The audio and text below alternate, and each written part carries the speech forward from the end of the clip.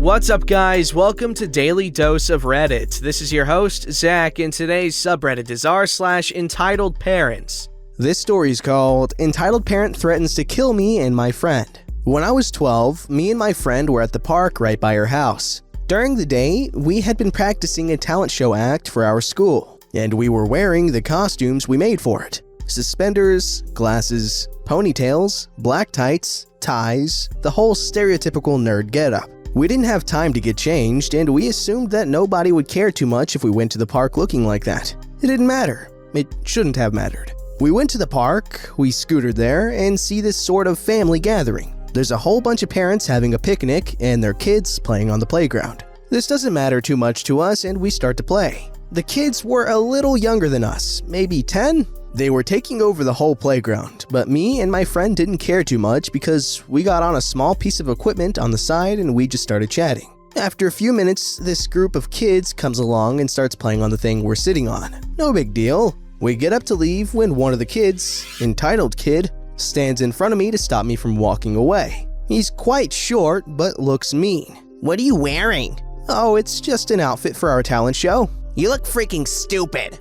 I was really surprised at that sort of language coming from a 10-year-old. I didn't know what to say, so I just pushed past him, and me and my friend went to another piece of equipment. The kids follow us over, and it's at this point that I notice one of the kids' fathers standing nearby. He seems to be nice enough. He smiles at us and goes back to watching the kids. Me and my friend try to be by ourselves, but entitled kid keeps bringing the kids over and pushing us, swearing at us, and in general being a little crap. He would say things like, "I'm gonna kill you," and "You look like bundles of sticks used for burning." To which my friend and I would just reply, "Sure," and "Okay," trying not to escalate the situation. At one point, things seem to have calmed down, but I notice that the kids are stealing our scooters. One group is working to throw my friend's scooter over a fence, and the others are running off with mine down a path. I send my friend off to get hers and start sprinting after the kids. I manage to catch up to them and corner them against the fence.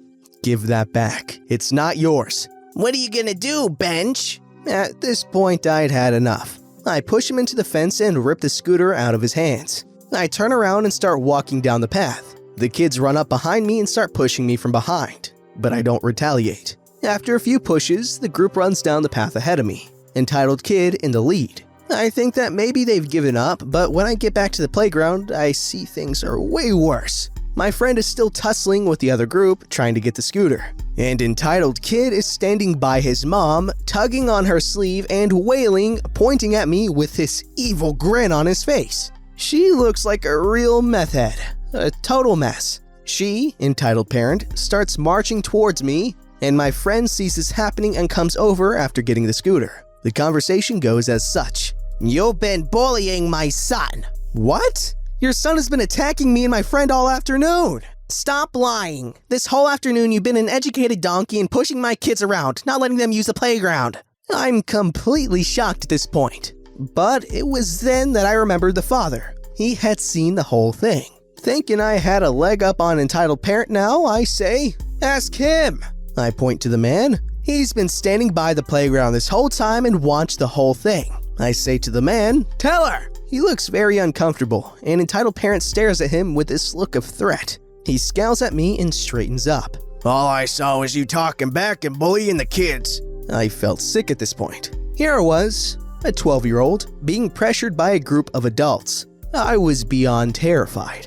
I managed to say, "Your kid just tried to steal our scooters." "Maybe he wouldn't have done that if you weren't such a bench. Now leave. Nobody wants you here. We live in this neighborhood and know everyone around, so don't think you're safe." Me and my friend turn tail and run.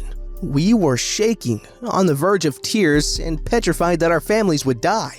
We get back to my friend's house and break down crying. Her dad comes over and tries to calm us down. He asks what happened and we explain, and he grabs his phone. He dials the non-emergency line and takes us back to the park so he can deal with the lady. When we get there, the whole group is gone. No sign they ever existed. The police arrive and ask us questions, being super comforting and letting us know that we'd be safe if we answered their questions. After they went over everything, they said that they suspect it's a family that has been known for terrorizing the neighborhood. Several people had complained, but they didn't take it too seriously until they threatened to kill us. In the following days, my friend let me know what was happening. The police went to their house to get their side of the story, and while there, they found traces of illegal substances. The police never said what, but I know that entitled parent went to jail for a long time. How screwed up as a parent do you have to be to do something like that, to threaten a scared girl who's alone? Like, come on, that's so messed up.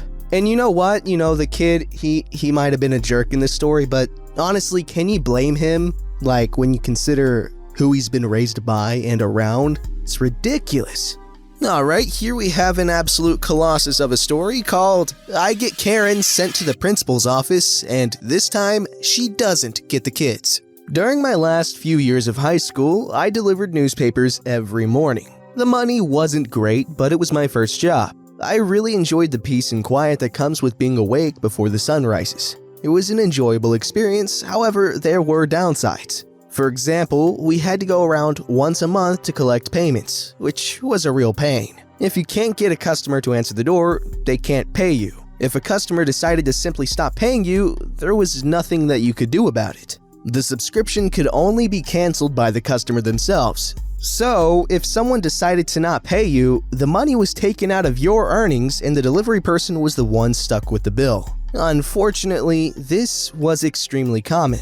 This would eventually become the reason I quit, since I could not afford to work 2 hours a day and not get paid for it. One morning, as I arrived home from finishing my route, my mother was extremely agitated. My boss had called and woke her up 15 minutes earlier because he had started receiving calls from the paper saying that several customers on a route connected to mine had called to say they had not received their paper, and that this had happened several times this week, so he had to fire the person on that route. He wanted to know if I could take over the route. The route was only about half the size of the route I was currently doing and would only add about 30 minutes a day to my trip, so I agreed to take it. The first week passes pretty uneventfully. One morning, during the second week of doing my new route, a few stops before I finish the route, as I am heading back over to my bike after hitting a string of houses, I can hear a woman's voice calling out, "Excuse me! Hey yo! Excuse me!" I turn around to see a woman. She's coming down the driveway in a t-shirt and underwear, holding a newspaper in one hand,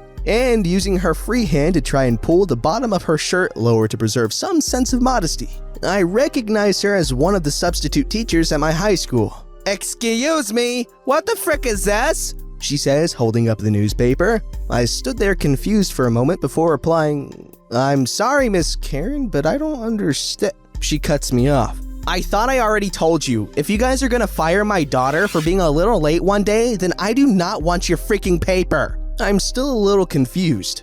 "I'm sorry, Miss Karen, but I've only had this route a few days, and I'm certain I'm not the person you spoke with. Maybe you spoke with Mr. Boss?" "Well, if you're not the person I spoke to, then how do you know my name?" she said, wearing the smuggest "I've got you now" face. "I'm one of your students. I've been going to the high school you teach at for 4 years. If you want to cancel your subscription, you have to call the number. I can't cancel it for you." This obviously wasn't what she wanted to hear. She got really calm for a second and looked me in the eyes and said, "You think you're really freaking smart, don't you?"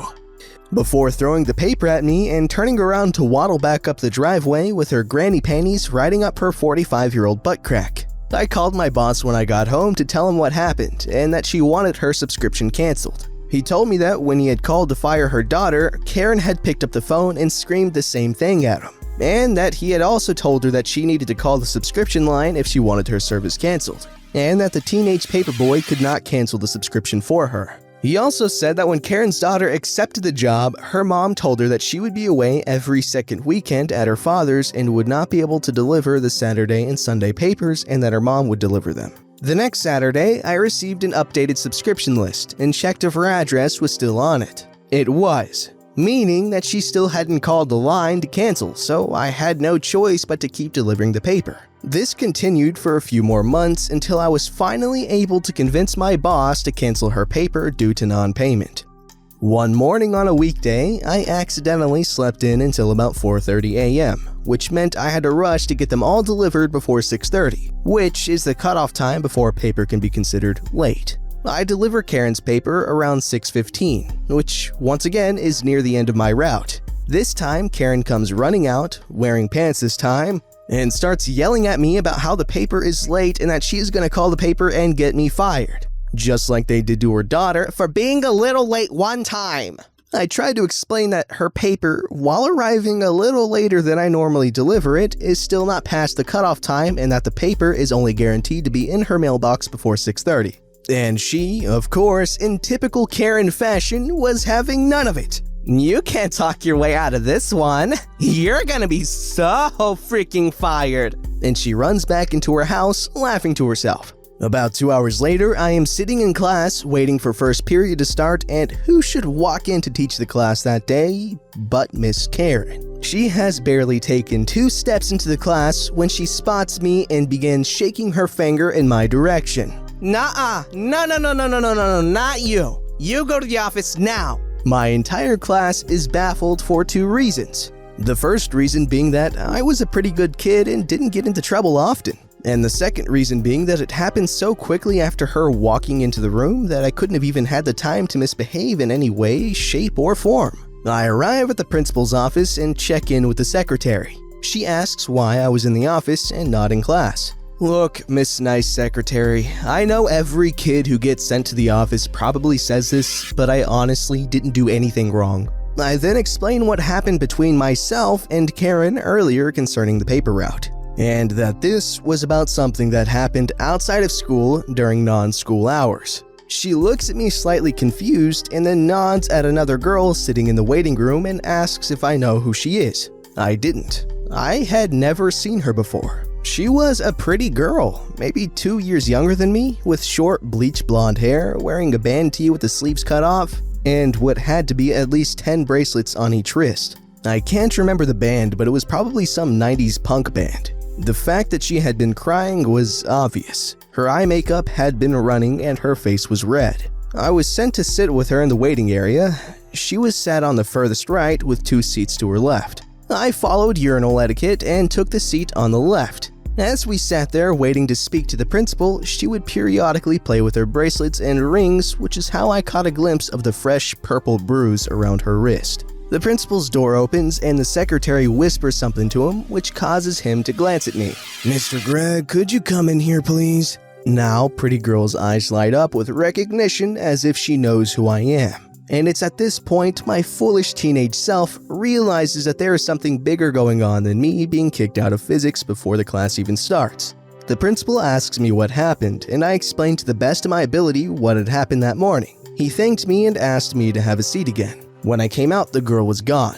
The principal asked the secretary if there was another teacher available with a free period. She said, "Yes, Miss Math teacher is free right now. Should I page her?" Yes, please. The math teacher escorts me back to class and tells Miss Karen that she needs to go to the principal's office. We spend the rest of the class with a free period. I never see Miss Karen again, and as far as I knew, that was the end of the story. Until a few years later, Pretty Girl ended up dating one of my friends, and I finally got to hear the rest of the story. Pretty Girl was Karen's daughter, and her parents were getting a divorce. Karen was a drunk.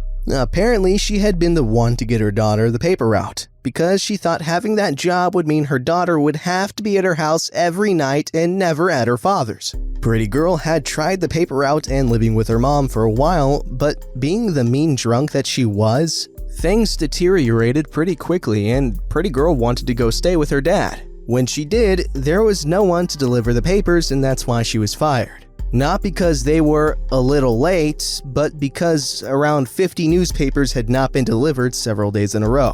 Without the paper job, Karen had lost her imagined bargaining chip and was angry, which is why she decided I was public school enemy number 1, even though all I had done was accept more work. She thought getting me fired from a paper route I had been doing without complaint for 3 years would mean that her daughter would get the job back again. She had called the paper to complain about me, and despite them having probably told her that the paper was not late, she decided to drive over to Pretty Girl's dad's house and give her the good news that she was getting her job back, and gave her a lift to school. Pretty Girl had told her mom that she did not want the job or the lift, and that she was not supposed to come over when her dad was not there. Karen didn't like that and dragged Pretty Girl by her arm to the car.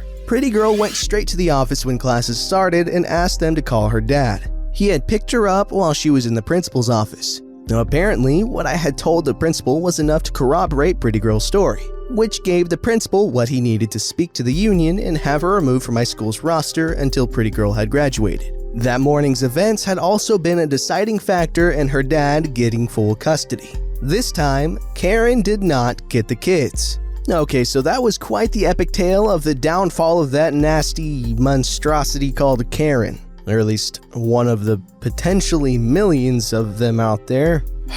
You know, there was a time where the only Karen I knew was this weird, quiet horse girl that was weird, but she was nice. Okay, and now look at this. Come on, universe. This story's called, "Can You Please Not Apply to Cornell? My son wants to apply there too." So this is a story that happened to my friend this year, and I am honestly so shocked by this. So basically, my friend is a regular good student at school, has amazing after-school activities, and is student government president. She also has a perfect SAT score. It has been my friend's dream to go to Cornell. Both her parents went, and she has been in love with it for years. Now enter entitled mom and entitled son. My friend's mother gets a call on our mobile from the entitled mom. Basically, it goes like this. "Hi, are you friend's mom?" "Yes, what do you need?" "Friend is applying to Cornell. Early decision, right?" "Yes, she is. Why?" "Can she please withdraw her application? My son is applying there and we want there to be less competition for him." "If you agree to pay my daughter's full tuition wherever she goes, sure." "Excuse me?" My friend's mom just hung up on her. My friend is still applying to Cornell. Hopefully she gets in rather than this entitled mom's spawn.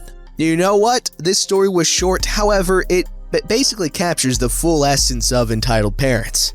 Who asks that? Like, this is an amazing school and you're just gonna ask someone to not apply there? What an idiot! However, she does want her son to get into this amazing school, but shouldn't it be on the son to get in there, not on someone else's kid? Like, you're not gonna hate on this girl just because she's good at school, are you? Come on. That's stupid. Also, I bet we're all in agreement when I say I hope Andy Bernard conducts that kid's interview. There you go, Office reference for you Office fans. I know someone would say something in the comments if I didn't say anything. Moving on. Don't forget to like, subscribe, and hit that bell to never miss an episode.